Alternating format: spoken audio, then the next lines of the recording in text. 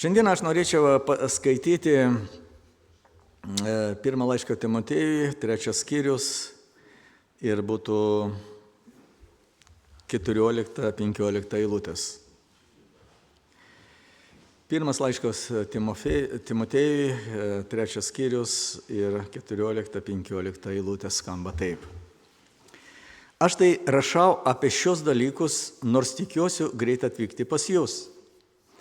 Bet jeigu užtrukčiau, noriu, kad žinotum, kaip reikia elgtis Dievo namuose, kurie yra gyvojo Dievo bažnyčia, tiesos ramstis ir pamatas.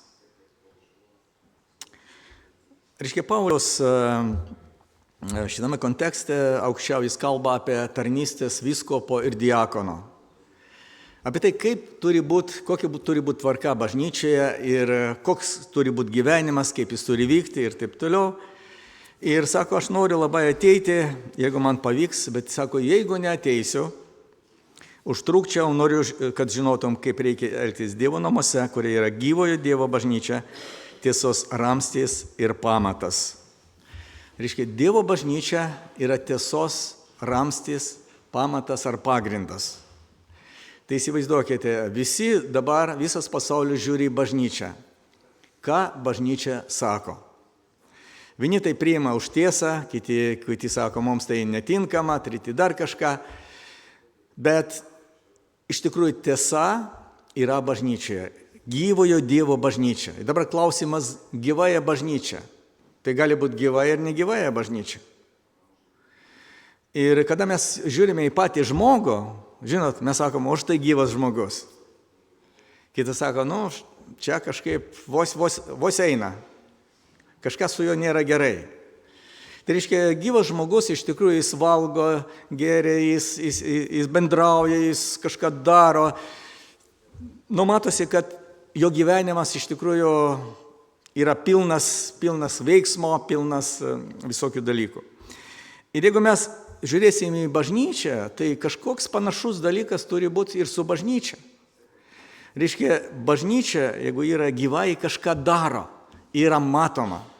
Reiškia, kiti žmonės mato bažnyčią. Ir aišku, jeigu mes žiūrėsime, kas yra bažnyčia, kartais mes girdime, žmogus sako, aš priklausau katalikų, pravoslavų ar baptistų bažnyčiai. Ir tada tu paklausai pas jį, kada tu buvai bažnyčioje? Prieš porą metų buvau. Ir tada kyla klausimas, ar žmogus iš tikrųjų jis priklauso bažnyčiai, ar jis supranta, kas yra bažnyčia. Tai, mėlyje, tai iš tikrųjų apaštalas Paulius, jis dedamas pamatus bažnyčios, jis norėjo pamokyti, paaiškinti ir pasakyti, kas iš tikrųjų yra bažnyčia.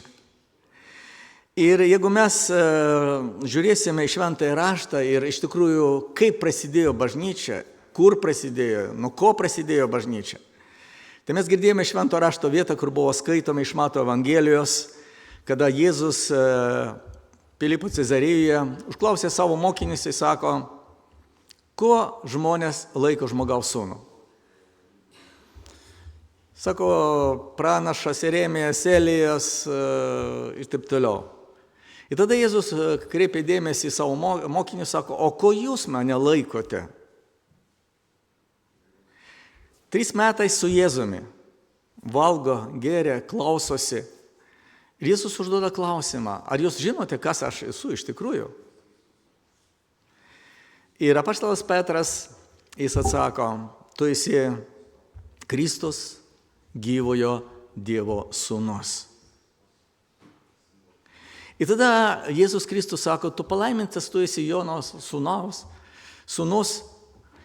nes ne kūnas ir kraujas tau tai apreiškė, bet mano tėvas gyvenantis danguje. Tu esi Petras, uola, ant tos uolos aš pastatysiu savo bažnyčią ir pragaro vartai jos nenugalės. Tai reiškia, Jėzus nori pasakyti Petrai, kiekvienas žmogus, kuris išpažins mane viešpačiu, kuris išpažins, kad aš esu pasaulio gelbėtojas ir Mesijas, atėjęs neatstatyti Romos imperiją, bet atėjau žydų karalystę, bet aš atėjau išgelbėti žmoniją, išgelbėti asmeniškai kiekvieną žmogų. Jis bus tas gyvas akmuo, ant kurio aš statysiu savo bažnyčią. Tai reiškia, bažnyčia prasideda iš gyvųjų akmenų, iš gyvųjų žmonių, kurie išpažįsta Jėzų Kristų savo viešpačiu, savo Dievu. Turėjau praeitą savaitę kalėjime susitikimą su vienu žmogumi ir mes kalbėjome apie gyvenimą, apie tikėjimą ir jis mane klausė, tai kaip galima pažinti Dievą? Aš sakau, reikia pradėti nuo šventojo rašto. Skaityti, sakau, nes šventasis raštas yra įkvėptas Dievo dvasia. Ir sakau, Dievas palies tavo dvasią ir vieną dieną tu suvoksi ir suprasi, kad iš tikrųjų Kristus yra pasaulio gelbėtojas, o tu esi nusidėjėlis, kuris gauni atpirkimą. Ir jis sako, ar tikrai tai bus? Sakau, tikrai tai bus. Ir todėl pradėk. Todėl, mėly, jeigu mes norime surasti Dievą, jeigu mes norime atsiversti Dievui, žinot, kito kelio nėra. Reikia skaityti, mąstyti ir pamatyti Dievo akimis savo gyvenimą, kas mes esame. Ir jeigu mes žiūrime toliau į šventąjį raštą, mes matome Jėzus, jis skelbia Evangeliją savo mokiniams, žmonėms ir taip toliau. Ir štai Jėzus pakilo į dangų, Jėzaus nėra, liko apaštalai. Ir Jėzus sako, nesiskirkite, bet laukite tėvo pažado Jeruzalėje. Ir jie laukia. Ir vieną dieną jie pamatė ir pajuto, kad tarsi ugnis liežuviai nusileidžia ir nusileido ant kiekvieno iš jų. Jie buvo pripildyti šventąją dvasią. Ir mes matome, tai buvo momentas, kada iš tikrųjų Dievo dvasia atėjo ir pati bažnyčia, kaip Dievo institucija pradėjo egzistuoti. Ir mes matome susivienijus kartu, apaštalai eina ir skelbia Evangeliją. Petras išėjo, skelbia ir aiškina žmonės. Tas Jėzus, kurį jūs nukryžiavote, tai yra tas viešpats ir mesijas ir gelbėtojas. Jis atėjo dėl jūsų. Jis aiškino, kalbėjo žydams, kurie iš tikrųjų daug žinojo šventojo rašto. Ir kada mes žiūrime į apaštalų darbus 2 skyrių, mes matome, čia žmonės klausydami, jie kreipėsi į apaštalus.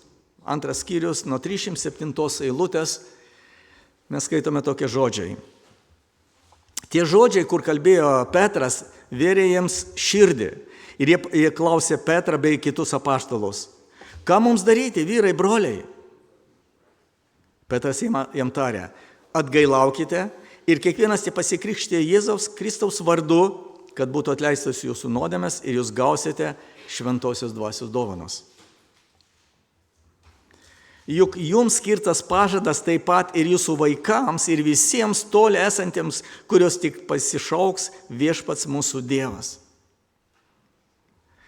Tai mes matome, mėlėjai žmonės klausydami, jie pradėjo suprasti, kad jiems reikalingas Dievas ir tas Dievas, kuris atėjo šventas, jie pamatė, kad iš tikrųjų jie negali stovėti prie šventojo Dievo.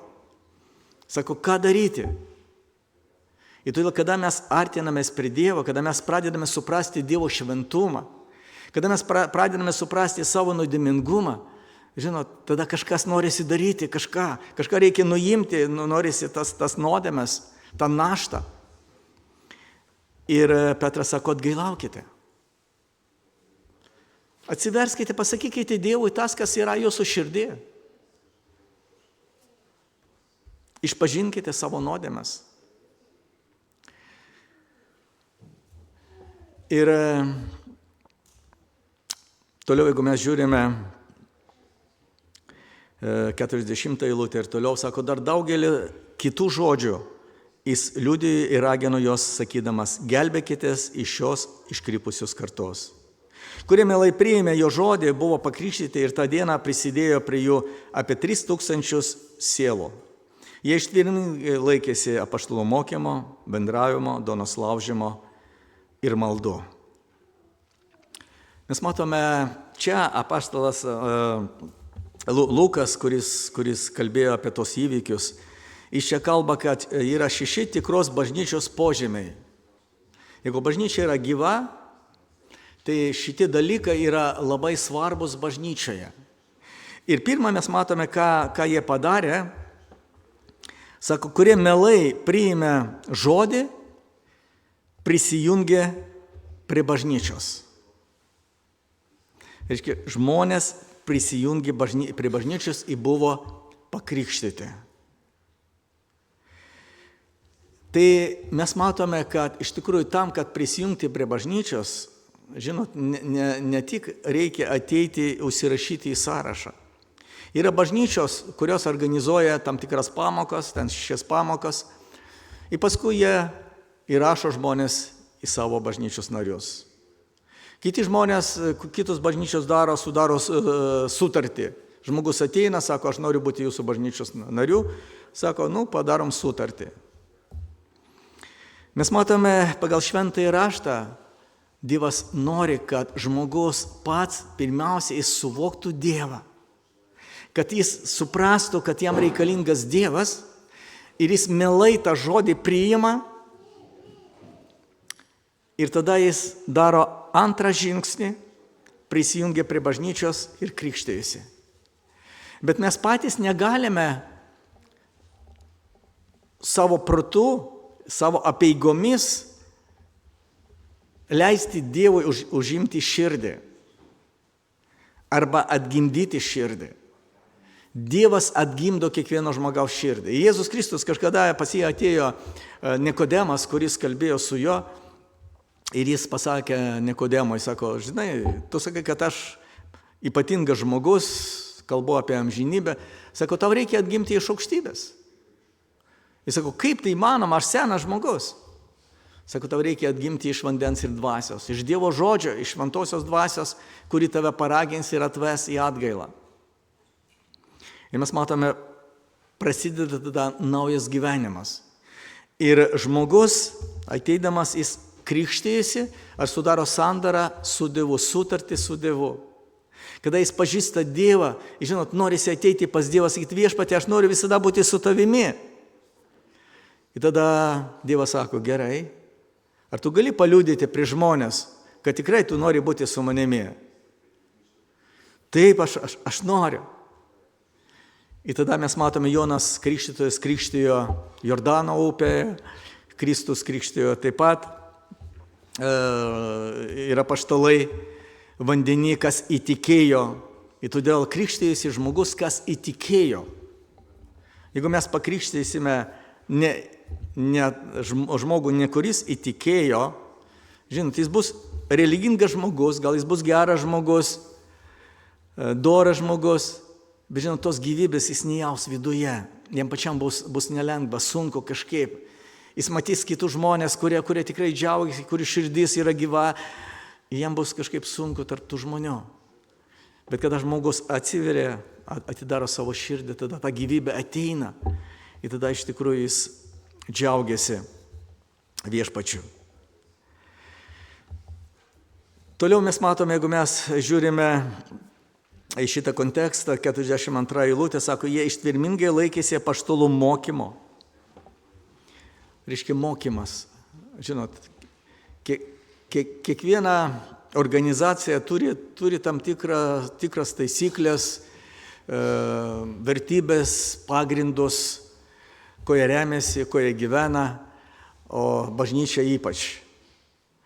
Ir mes matome, mūsų mokymas yra pagristas iš tikrųjų Dievo žodžiu. Ta, ką Dievas sako, tai yra mums labai svarbu. Ir baptistam visada buvo labai svarbu. Ne kažkokia apeiga, tradicija, ne kažkokie pojūčiai, jausmai, bet ką sako Dievo žodis. Ir nuo pat pradžių jie ištvermingai buvo prie apaštalų mokymo. Nes buvo judaizmo mokymas, buvo graikų filosofija ir reikėjo kažkaip padėti pamatus krikščioniško mokymo. Ir jie buvo su apaštalais, jie bendravo su jais, jie apaštalai, mes matome, kalbėjo kaip ir apaštalas Paulius, Timotiejui aiškino, kalbėjo, kaip turi būti bažnyčioje. Ir todėl yra labai svarbu kiekvienam iš mūsų žinoti, ko mes tikime, ko tiki bažnyčia. Apaštalas Paulius Timotiejui, jis kalbėjo kažkada, sako, žiūrėk savęs ir mokymo. Būk pastovus tame, taip išgelbėsi save ir savo klausytojus. Nes jeigu žmogus neturės pamato, pagrindo, žinot, papus kažkoks vėjas, jį gali nunešti kažin kur. Ir todėl žmogus, jis turi žinoti. Ir apaštalas Paulius savo laiku jis pasakė, nes žinau, kuo įtikėjau. Jis žinojo, ko įtikėjau.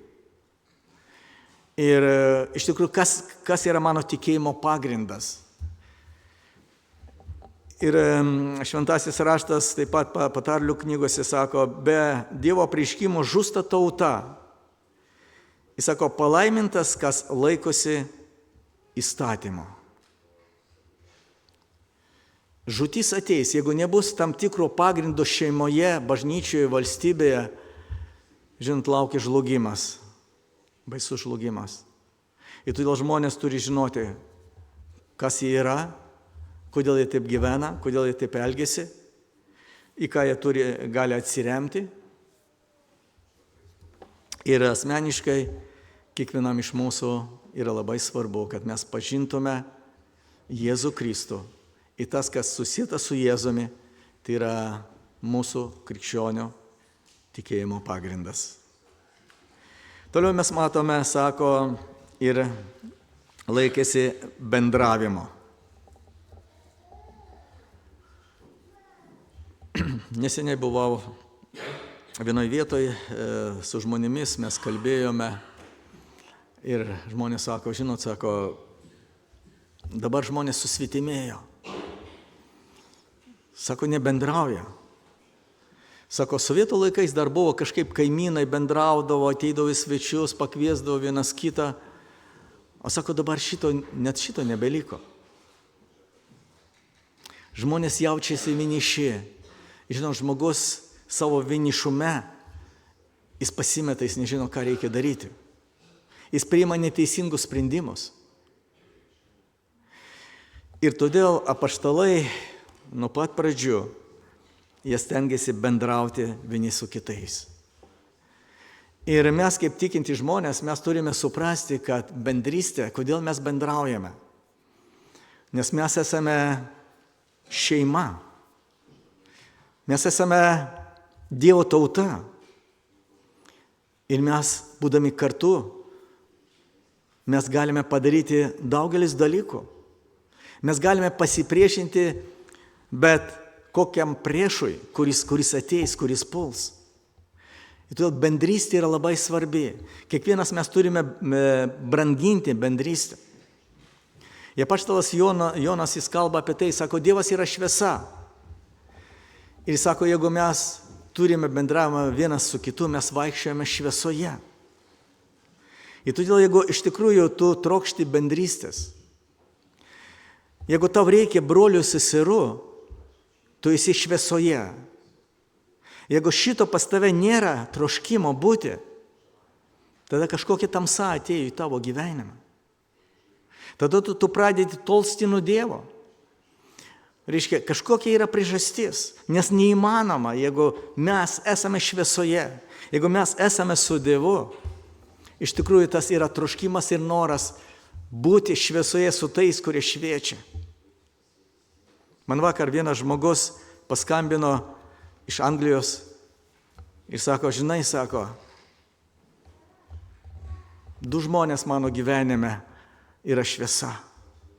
Sako, tu ir dar vienas kunigas.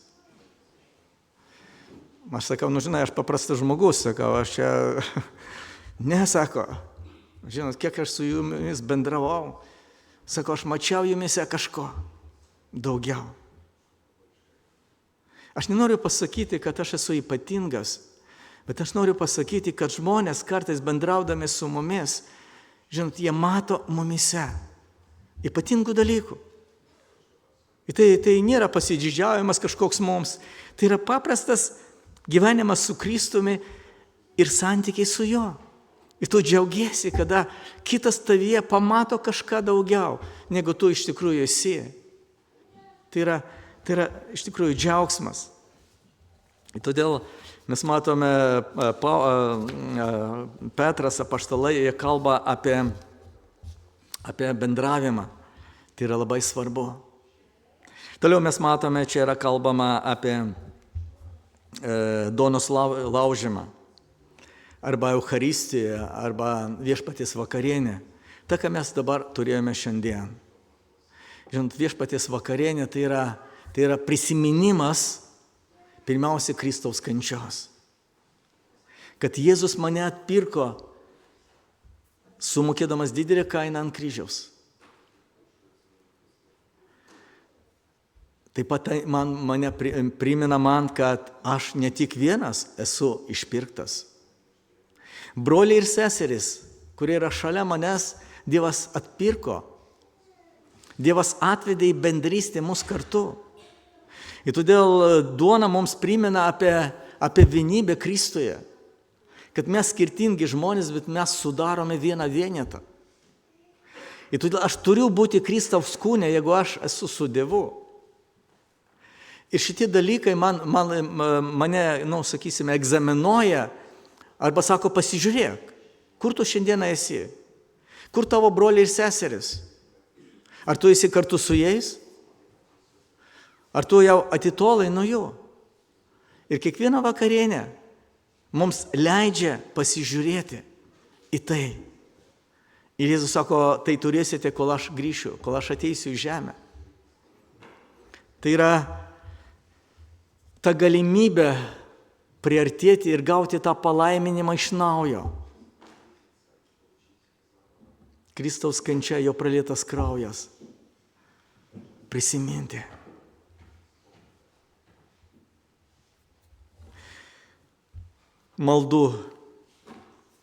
Malda, mums visiems žinoma ir suprantama, tai yra pokalbis su Dievu.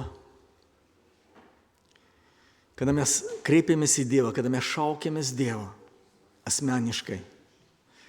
Yra bendros maldos, yra užtarimo maldos. Kada mes meldžiamės vieni už kitus, kada mes galime ateiti šauktis Dievo, kada mes galime prašyti viešpatės.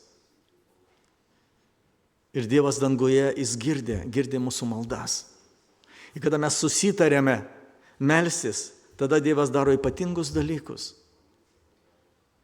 Mes negalime apleisti maldos. Ir visi tie dalykai, kurias mes perskaitėme, apaštalų mokymas, bendravimas, duonos laužymas, malda, krikštas, atgaila, žinot, čia visi yra svarbus dalykai, kurie turėtų būti bažnyčioje, gyvojoje bažnyčioje. Jeigu mes vieną kažką išmesime, grandinė nutrūks ir jau tos gyvybės nebeliks. Todėl Biblijos mokymas kalba apie tos dalykus, kad jie yra labai svarbus. Dabar, jeigu mes pasižiūrėsime, bažnyčios uždavinys yra skelbti Evangeliją. Nes, mėlyje, kiekvienas iš mūsų, mes kažkur išgirdome Evangeliją. Kažkas mums pasakė. Viena moteris, neseniai mes buvome Marijampolėje, ir viena moteris priėjo ir sako, sako, aš jūsų bažnyčioje buvau prieš 30 metų, pirmą kartą. Sako, vienas žmogus man važiuodama traukinį, jis paskelbė Evangeliją. Sako, jis pakvietė jūsų bažnyčią.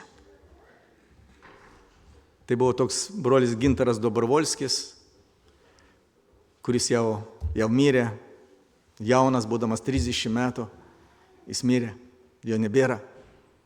Bet ta gyvybė iš jo liko ir jį prisimena, jį džiaugiasi, kad kažkas pasakė. Ir todėl, brangieji, mes taip pat turime skelbti, kalbėti apie tai, apie Dievą, nešti, dalintis. džiaugtis. Vieni gali priimti, kiti gali atmesti, treti gali pavadinti kažkaip negražiais žodžiais. Bet Jėzus Kristus sako, eikite ir skelbkite Evangeliją visai kūrinijai. Kas įtikės ir pasikrikštys, bus išgelbėtas. Apaštalas Paulius sako, aš nesigėdiu Evangelijos, nes ji yra Dievo jėga kiekvienam, kuris tiki. Jėzus Kristus, kada jis turėjo pakilti į dangų, jis sako, štai ateis šventoji dvasia ir jūs gausite jos galybės ir busite mano liudytojai Jeruzalėje, Judėjoje, Samarijoje iki pat žemės pakraščių. Todėl, mėlyje, mes esame liudytojai. Ir tai yra mūsų pareiga pasidalinti, pakalbėti. Aš manau, kad jeigu jums nepavyko per praeitą savaitę paskelbti, sutikti žmogų, kuriam jūs galėjote paskelbti, tai nėra bėda. Bet ar širdį yra tas noras, viešpatie, dabar šitą savaitę tikrai noriu kažkam pasakyti apie tave. Noriu paskelbti, duok man žmogų, keli, kad aš jam pasakyčiau, pasidalinčiau. Mėlyje, o tas noras, troškimas turi būti pas mus, nes kažkada man pasakė apie Dievą kažkas kitas. Taip pat Jėzus kalba, kad krikščionys, Dievo vaikai, jie turi gyvenimo liudyti Kristų. Žmonės žiūrėdami jos, kad jie tikrai pamatytų. Žmonės greitai pamato. Vyrai, kada tu ateini į jų bendrystę, pirmą, ką jie užduoda, sako, klausyk, tu nesikeiki, sako, kas yra? Jie pastebė ir užduoda klausimą. Kiti gal užduoda tada, kada yra kažkokie veiksmai, tu sakai, aš nedalyvausiu. Jie irgi užduoda klausimą. Ir kitą kartą jie iš viso pastebė nieko neklausdami. Bet jie mato, šitame žmoguje yra kažką daugiau. Jis yra kažkoks ypatingas, jis atkreipė dėmesį gal į kitus žmonės. Gal jis paklausė, kaip tu gyveni. Žinot, kartais tai yra stebuklas. Kada kažkas domisi tavimi, kada žmogus vienišas.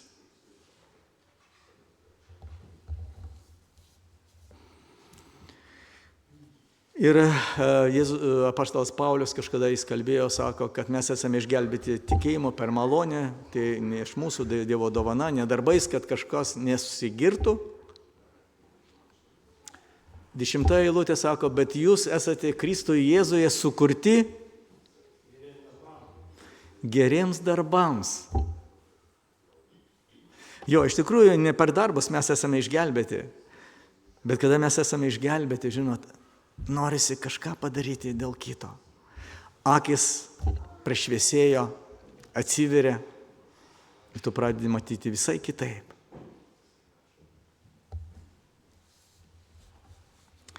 Ir apaštalas Jokūbas, jis jau bando kalbėti ir aiškinti, sako, tikėjimas be darbų yra miręs. Sako, jeigu matai brolį, kuris stokoja, tu sakai, eik, valgy, gerk, bet tu nieko jam neduosi. Sako, koks tavo tikėjimas? Todėl, mėlyje, mes esame Dievo vaikai, mes esame tikintis. Kažko ypatingo nereikia daryti. Daryti tokius paprastus kasdieninius dalykus, kurie turi vertę, kurias tikrai žmonės įvertins, pradžiugins jos.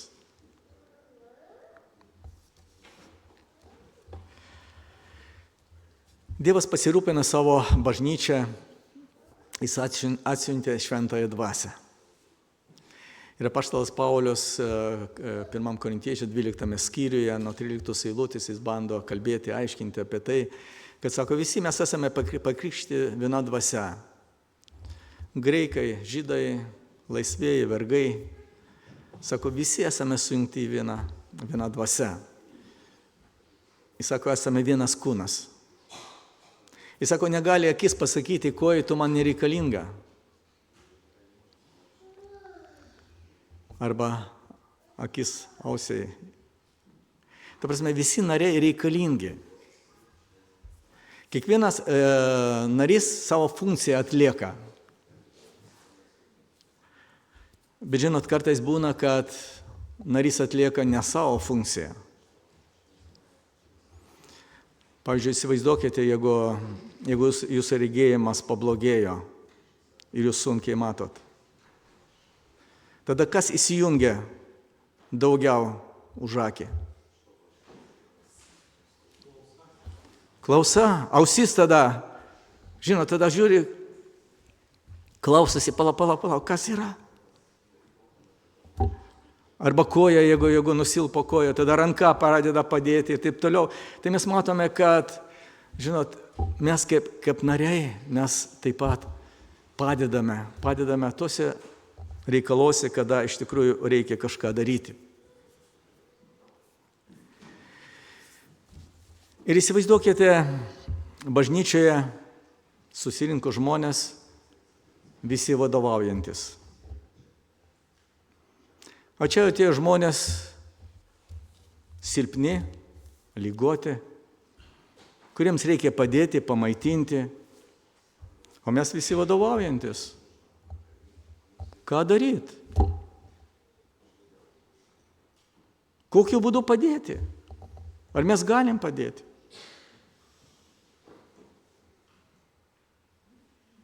Sesė Jurgita, ką daryti?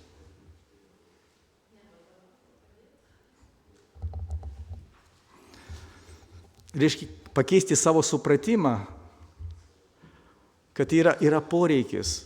Dabar yra poreikis. Bažnyčioje kartais būna žmonės, žinot, kurie sako, aš nežinau, ką daryti. Jie nieko nedaro, nes nežino, ką daryti. Kiti žmonės sako, aš turiu dovaną, bet mano dovana nereikalinga. Ir jie laukia, kada į savo dovaną gali pasitarnauti. O to dovana galim pasitarnauti kartą į mėnesį, kartą į metus ir jie laukia.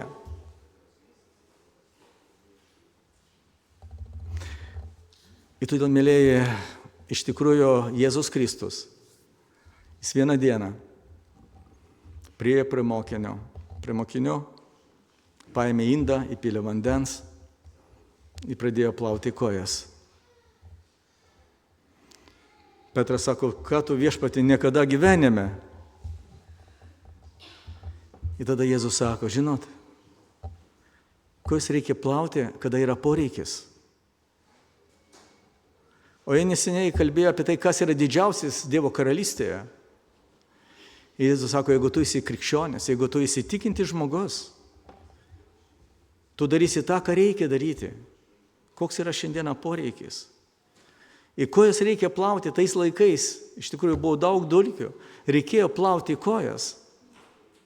Ir neieškoti, kažkoks vergas turi ateiti plauti. Tu gali ateiti išplauti kojas vienas kitam. Todėl, mėlėjai, šiandieną bažnyčioje mes taip pat, matydami poreikius, mes darome viską, ką reikia.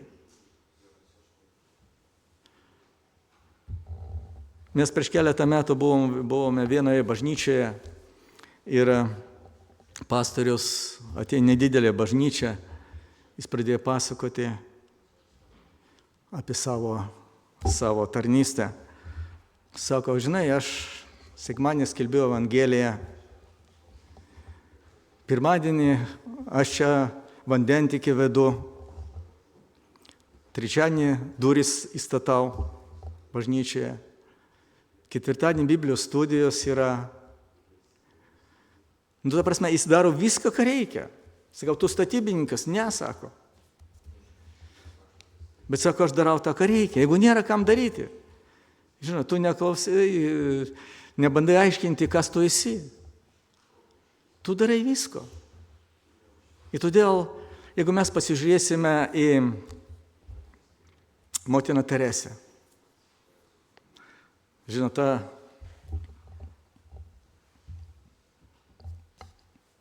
moteris, mergaitė, kuri nuvažiavo į Indiją. Ji neturėjo dovanos patarnauti ligotiems žmonėms truščiobose. Bet jį pradėjo tą daryti. Kodėl? Kodėl jį pradėjo daryti, mėlėjai? Ką manot? Nes širdyje buvo meilė. Ir jis nesako, viešpatie, aš nemoku, aš nežinau. Bet jis bandė išmokti, jį pradėjo daryti. Žinot, kiekvieną dalyką galima išmokti. Bet ar aš iš tikrųjų myliu Dievą? Ar aš myliu brolius, seseris? Ar aš matau poreikį, kuris dabar yra? Jeigu aš tai matau, aš įsijungiu. Aš nesakau, koks mano statusas. Ir man patiko vieną kartą, kai klausiau radiją, viena moteris kalbėjo apie save, liudijo, sako, aš esu direktorė didelės įmonės. Jis sako, žinot, kada aš ateinu į namus, grįžtu. Sako, aš nuimu rūbus ir aš tampu moteris. Jis sako, vyras man tampa viršininku. Ir aš sako, klausausi vyro. Žinot, aš taip noriu būti silpna. Aš darbė labai stipri. Aš vadovauju. Bet sako, man taip norisi, kaip moteriai. Taip nelengva. Bet kažkas pamokė. Gal močiutė, gal mama. Mylėjau, mes turime šventąjį raštą, kuris mus moko. Ir kalba mums, kaip mes turime elgtis. Tai iš tikrųjų tai yra Dievo malonė. Ir dar vieną vietą tada paimsime laiškas Efeziečiams, 4 skyrius,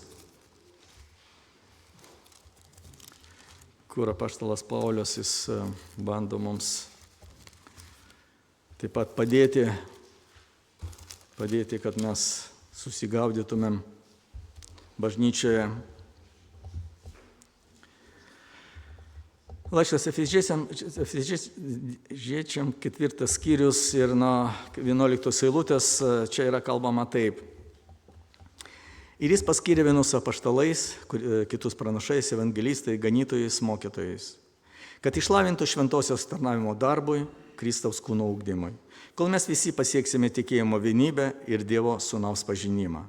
Tobulai subręsime iki Kristaus amžiaus pilnatvės saiko, kad daugiau nebebūtume kūdikiai, siūbuojame ir nešiojame bet kokį mokymo vėjo, žmonių apgaulės, gudrumo, vedančiai paklydimą.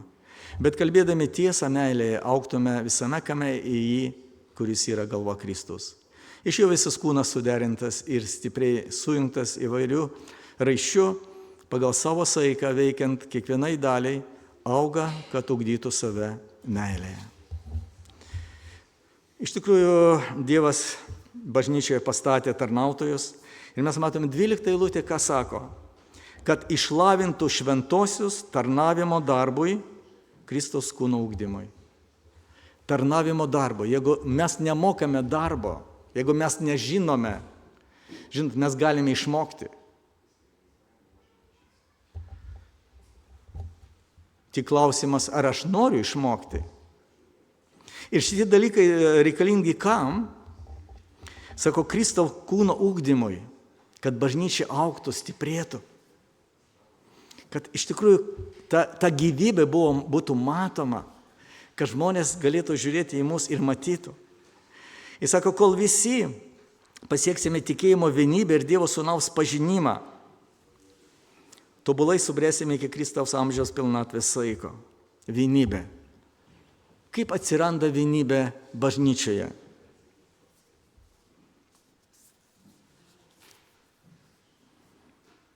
Kada jie atsiranda? Ateina skirtingi žmonės su skirtingomis nuomonėmis, supratimais, norais.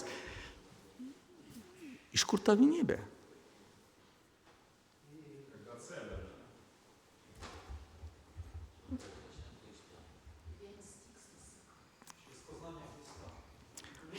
Jo vienas tikslas per Kristaus pažinimą. Žinot, kada mes ateiname ir mes neieškome savo dalykų, savo naudos, bet mes žiūrime, ką Kristus sakė. O Kristus sakė tarnauti žmonėms, nešti evangeliją, padėti ir taip toliau. Ir kada mes Nesavaip mąstom ir galvojame, man tas patinka, nepatinka. O kas Dievui patinka? Kas Dievui yra svarbu? Ir todėl, kaip bažnyčia šiandieną, ką mes galim daryti, ką mes turim daryti. Ir žinot, kada per koroną, per COVID mūsų bažnyčia vežiodavo žmonėms maisto paketus. Ir po to mums miesto meras parašė tokį didelį laišką. Ten tiek žodžių, gražių žodžių buvo tame laiške. Žinote, aš žiūrėjau į tą laišką, galvoju, Dieve, mes darėm tą, ką mes turėjom daryti. Mes nieko nepadarėm. Mes padėjom žmonėms, mes važiavom, tai buvo pavojinga, nes niekas nežinojo, kas yra korona ir kas atsitiks, tu gali mirti. Taip, buvo daugelis dalykų tokių, žinot, bet mes darėme tą, ką mes turėjom daryti. Ir todėl ačiū Dievui, kad Dievo vaikai pajaučia tą situaciją bažnyčioje, šeimoje, valstybėje ir mes darom tą, ką mes turim daryti. Čia yra didelis Dievo palaiminimas. Todėl, brangus broliai seserys, tie palaimina Dievas kiekvieną iš mūsų. Ir kad tikrai mūsų bažnyčia būtų gyva. Ir žinot, tam, kad mūsų bažnyčia būtų gyva, iš tikrųjų mes iš meilės turime žiūrėti vienas į kitą. Mes turime mylėti vienas kitą. Mes turime prisidėti vienas prie kito. Mes turime padėti vienas kitam. Ir paskui išeiti ir mylėti tos žmonės, kurie yra šalia mūsų, aplink mūsų.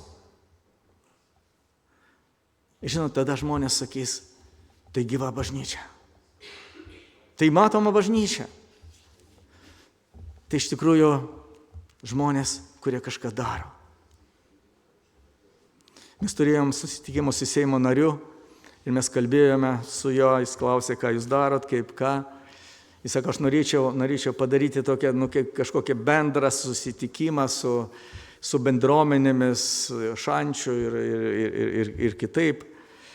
Sakau, mes vieną kartą turėjom bendrą, ukrainiečiai barščių virė, sakau, vaišino barščiumi, bandėme daryti. Taip, čia atrodo toks paprastas dalykas, mylėjai, bet aš manau, kad tie žmonės, kurie ten buvo prie upės, kurie valgė tą barščią, ir mes dalinome taip pat šventąjį raštą, brošiūrėliais, kalbėdavome su žmonėmis. Kažką liko žmogaus širdė. Ir žmonės pamatė, kad mes gyva bažnyčia, mes išėjome į visuomenę. Gal nedaug padarėm, bet žinot, tai yra matoma. Ir Dievas nori ne save parodyti, žinot, Dievą parodyti, kad Dievą pamatytų. Bet jie Dievą turi pamatyti mumise, niekur kitur jie nepamatys. Dievas jie palaimina mus visus, Dievui šlovė ir garbė tebūna. O kiekvienas iš mūsų, mėlėjai, branginkime Dievo bažnyčią. Jeigu mes dar nesame bažnyčioje, jeigu nesijungime į bažnyčią, tai Viešpaties žodis praveria tau širdį, tai Dievo žodis kalba tau, išduoda suprasti, kad yra gelbėtojas, yra Viešpats, yra pasaulio valdovas, kuris tave myli, kuris kviečia pas save. Jis sako, ateik, aš tave išgelbėsiu, aš tave palaiminsiu. Amen.